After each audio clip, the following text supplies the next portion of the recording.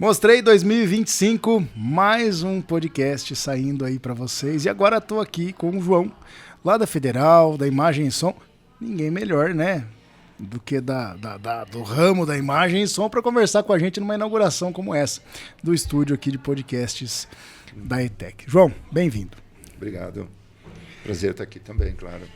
João, essa inauguração para a ETEC ela é muito importante. O Plínio já falou, o Godoy já falou. E aí, o senhor aí como autoridade, né, de imagem e som ali da nossa Universidade Federal aqui, conta para mim um pouquinho qual que é a sua percepção desse tipo de estúdio dentro de uma escola. Olha, eu nunca tinha ouvido falar de um estúdio de podcast, é uma novidade. De audiovisual já é um pouco mais comum. O pessoal que se profissionaliza nesse campo está encontrando muito espaço de trabalho. É uma área nova, não relativamente nova, já tem muito tempo, né? É uma convergência, né, de um certo modo, do rádio com o mundo digital e também da imagem, né? Você tem hoje a possibilidade de fazer vídeos, né, um podcast com vídeo. É um campo que precisa evoluir. O podcast é como a linguagem do videoclipe. Ele tem que voar um pouco mais rápido porque vai sucumbir com o tempo. Não pode ser uma moda passageira. Principalmente porque é uma linguagem, né, muito linear. E o jovem hoje gosta do interativo. Mas ele ocupa uma função muito importante, assim, no sentido didático. Eu diria assim que o podcast é o YouTube do áudio. Ele passa aquilo que as pessoas querem, né? Como consertar um pneu, como fazer uma comida. As pessoas ouvem o podcast quando estão em trânsito, aprendendo técnicas e uma ferramenta assim. Agora, não é reflexivo, né? E isso é um grande problema, porque você não consegue dialogar, né? É um instrutor passando mais ou menos horas. No YouTube do áudio, vamos assim dizer, é algo que não dá para nomear muito. Serve para muitos fins. Eu vejo o podcast hoje, que é uma coisa até antiga, né? Mas o Brasil ele tem estourado uns 4, 5 anos atrás aí, né? Ele veio do rádio, de fato, só com áudio, né? E a imagem veio depois do Instagram, do YouTube. O que eu vejo é muito claro para mim assim, aí o senhor vai poder me ajudar nessa leitura.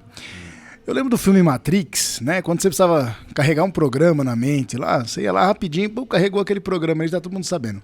Com o podcast, hoje a gente consegue fazer isso do lado bom e do lado ruim. Mas você precisa saber alguma coisa a toque de caixa ali, rapidinho, né? Você solta um podcast, tá no trânsito, até chegar no trabalho, já chegou sabendo. Exato. Não que você vai fazer, né? Mas você já chegou com a ideia de como funciona. Principalmente aqui não temos um problema de engarrafamento, mas em São Paulo, ou quem vai trabalhar, ou vem de Baté para São Carlos, por exemplo. É uma ferramenta ótima, que você se atualiza no trânsito. Você carrega ali o que precisa, já chega informado. E essa função que era do rádio, na verdade, né? Que o podcast acaba assumindo, e é uma comunicação mais direta, nesse sentido, sim, com o público. Então tem essa utilidade que na verdade, eu acho grande papel por enquanto. Mas tem um podcast narrativo, né, que tem histórias fantásticas que acabam virando filmes, séries.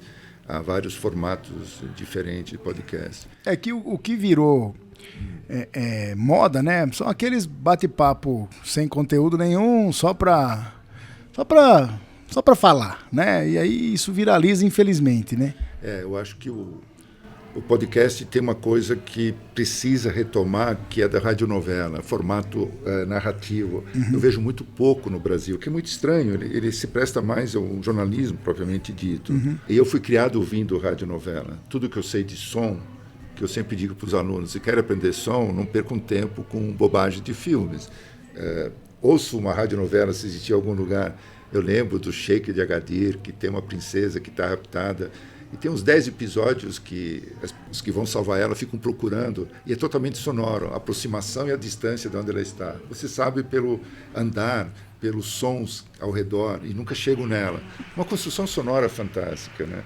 Então, por exemplo, tem essa função educativa para o audiovisual, que é o som, né? A radionovela tinha, muito, muito bacana. De vez em quando tem um projeto de radionovela que surge, mas, por exemplo, aqui na escola, eu acho que um projeto que podia ser pensado exatamente de fazer a radionovela. E sabe que... É incrível isso. Sabe o que me deixa assim feliz em ver? A hora que o senhor fala sobre isso, seu olho brilha de um jeito, né? Eu acho que isso está no sangue, é uma paixão, né? É uma paixão. É uma paixão. Sim, desde a infância, que foi da radionovela. Porque eu via com minhas irmãs mais velhas, que é isso, mas elas se juntavam ao redor do rádio para ouvir. E havia toda uma discussão que depois vinha a ser as telenovelas. Mas eu ficava no aspecto emocional mesmo do som. A narrativa, quando é criança, não interessa. Prestando atenção ali nos efeitos. Nos efeitos todos. E sempre tive muita curiosidade, até deve ter gravações dessas. Eu lembrei do Sheik da Gadir, mas tinha muitos outros, né? E muitos desses profissionais migraram depois para a televisão, foram fazer as telenovelas, foram fazer sonoplastias. Tal. Saíram, né, do rádio ali e foram para a TV fazer novela, né? Foram. Foi essa migração, né? Trabalharam com a parte sonora e ajudaram muito o que a gente entende por telenovela também. Que não evoluiu muito, não, do radionovela. Curiosamente, a parte sonora das telenovelas é uma das coisas que, por mais que a gente tenha televisão hoje com várias saídas, canais, você não vê isso nas telenovelas, né? Pelo menos nunca vi alguém falar que estão se usando os canais que a Smart TV tem. Parece que é sempre mono aquela coisa sonora. Não sei se tem estéreo em telenovela, porque é isso que eu estou dizendo. Nem sei se chegaram a esse ponto. É que até porque o televisor não libera o áudio desse jeito, né? Então, se tiver também, a gente não tem a percepção, né? Hoje os mais modernos até tem, né? Os mais modernos. Uma coisa que talvez a Globo, etc., não pensaram ainda, de usar o estéreo das televisões. Tem funcionalidades na televisão que não é usada. E não usa, né? Eu sou uma delas. A ideia da ETE, que eu já acompanho eles desde o primeiro mostrei, é trazer o rádio aqui para dentro, para a escola, acho que foi falado hoje ali na abertura, né, sobre uma rádio dentro de uma escola técnica que foi feita aí.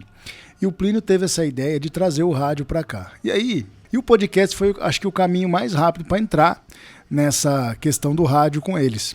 E eu adorei essa ideia, vou dar essa ideia, inclusive, para ele, de produzir, ao invés não só dos curta-metragens que eles vão apresentar aí, mas algo que seja só em áudio. E eu acho que o jovem vai poder experimentar essa coisa sensorial, que nossa audição é super limitada. E nossa também visão periférica, no certo sentido, é super limitada. Quando você trabalha com áudio, se expande, né? Essa visão da audição. E é uma coisa que, didaticamente, para o jovem, aparece em outros campos de estudo, depois que eles começam a perceber. Acho que a gente capta 5, 10% dos sons ao redor, no máximo. Por exemplo, os sons ao redor diminuem mais. Só lá no silêncio da natureza que talvez chega uns 10% do que a gente ouve. E aí o ser humano se encanta com a sonoridade do ambiente como da floresta, com 10% da sua capacidade, porque a gente não treina.